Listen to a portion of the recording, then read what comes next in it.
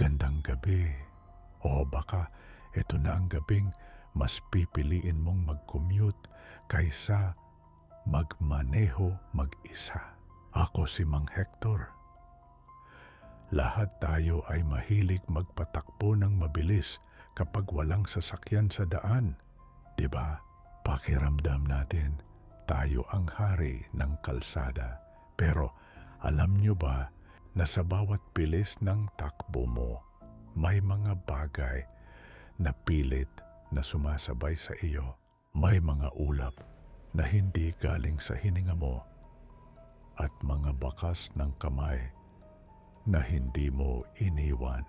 Maupo ka, ilak mo ang pinto ng sasakyan mo. Dahil ang kwentong ito ay tungkol kay Ben at sa kamay na gustong pumasok sa loob. Pakinggan mo ang kwento ng ulap sa salamin ng kotse. Si Ben ay isang street racer na mahilig mag-drive sa mga liblib na kalsada sa hating gabi. Isang gabi, habang binabagtas niya ang madilim na bahagi ng Cannon Road, napansin niya ang isang maliit na puting ulap o fog sa side window ng kanyang kotse. Akala niya ay dahil lang sa lamig ng aircon, kaya pinunasan niya ito mula sa loob. Pero hindi ito nabura. Ang ulap ay nasa labas ng salamin. At habang tinititigan niya ito, ang ulap ay dahan-dahang nagkaroon ng hugis. Isang hugis ng maliit na kamay ng bata. Squeak! Narinig ni Ben ang tunog ng daliri na dumidikit sa glass. Binilisan ni Ben ang takbo, 180, 100, 120 kph. Pero ang ulap ay nandoon pa rin, tila nakadikit sa salamin kahit na napakalakas ng hangin sa labas.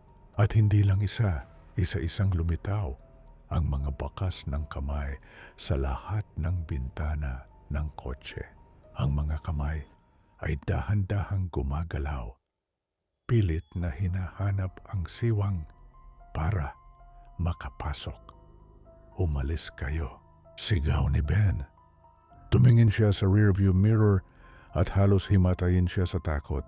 Nakita niya ang isang babaeng nakalutang sa likod ng kanyang kotse. Nakakapit sa spoiler, ang buhok ay humahampas sa hangin at ang kanyang mukha ay nakadikit sa rear glass. Ang bawat hininga nito ay naglalabas ng makapal na ulap na bumabalot sa paningin ni Ben. Biglang namatay ang makina ng kotse sa gitna ng tulis ng kurba. Sa katahimikan ng gabi, narinig ni Ben ang dahan-dahang pagbaba ng bintana kahit hindi niya ito pinipindot. Ang ulap sa salamin ay naging totoong hamog na pumasok sa loob ng sasakyan at kasama nito ang malamig na mga kamay na nagsimulang yumakap sa kanyang leeg.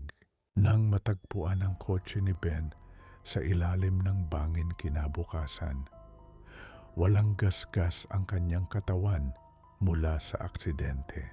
Pero ang lahat ng salamin ng kotse ay balot ng makapal at puting ulap na hindi mawala-wala. At sa loob ng ulap na iyon, may isang bagong bakas ng kamay, isang malaking kamay na pilit na kumakamot paitaas. Ang kamay ni Ben na ngayon ay bahagi na ng hamog sa kalsada.